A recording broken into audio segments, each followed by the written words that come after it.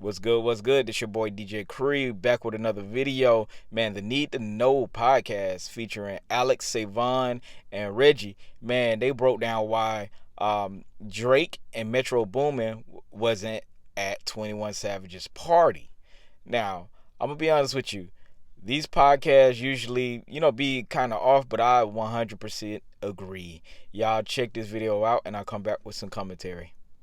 21 Savage held the birthday party. Drake and Metro were supposed to be at that party. 21 Savage's party has came and passed. Neither Metro or Drake was there. That's the first move that Drake has done that I agree with. Even with 21 Savage supporting Drake over the last few months verbally, stand on your own. Even if you and 21 have a relationship, just shoot him a text. Hey, happy birthday, Brody, and keep it pushing. I don't think he needed to show up there. Drake is at the crossroads, and it's really crazy because I see a lot of people comparing him to Ja Rule. I think Fat Joe might have even said something like, Drake is Ja Rule, and Kendrick was 50 Cent, and a lot of people are saying the biggest thing that 50 Cent did to Ja Rule was change how people received him. Yeah. And it seems like Drake is at that crossroad. Not only is Drake fighting or was fighting against Kendrick Lamar, but it also appears he was fighting against his label and the support of his label. Drake released that 100 gigs kind of content pack to kind of prove to his label that he could move units without their support.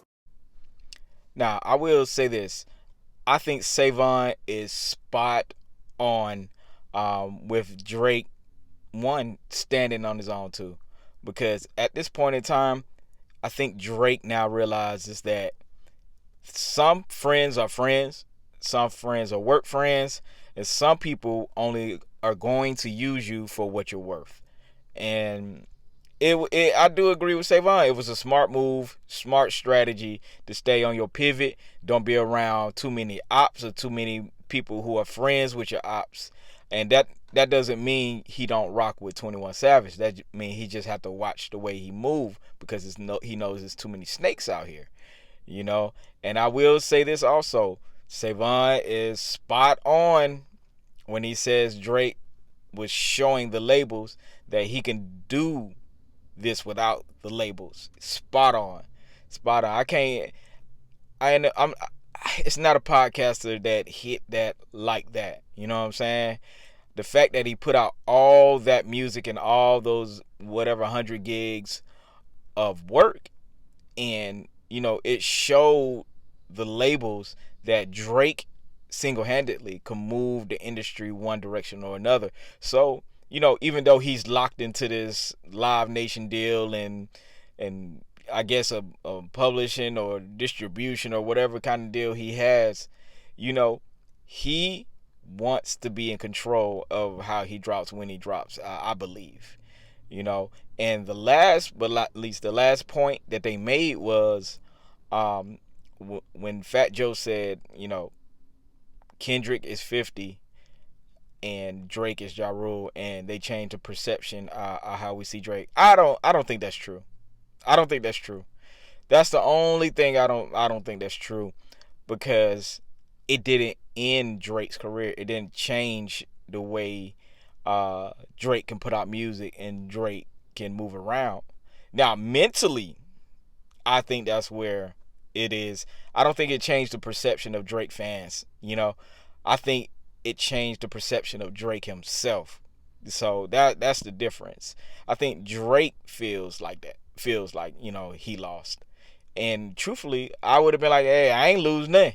You know what I'm saying? Like 50 said, you 300 M's up. What you lose. So I think that's the only thing that I would give some difference of opinion and disagree.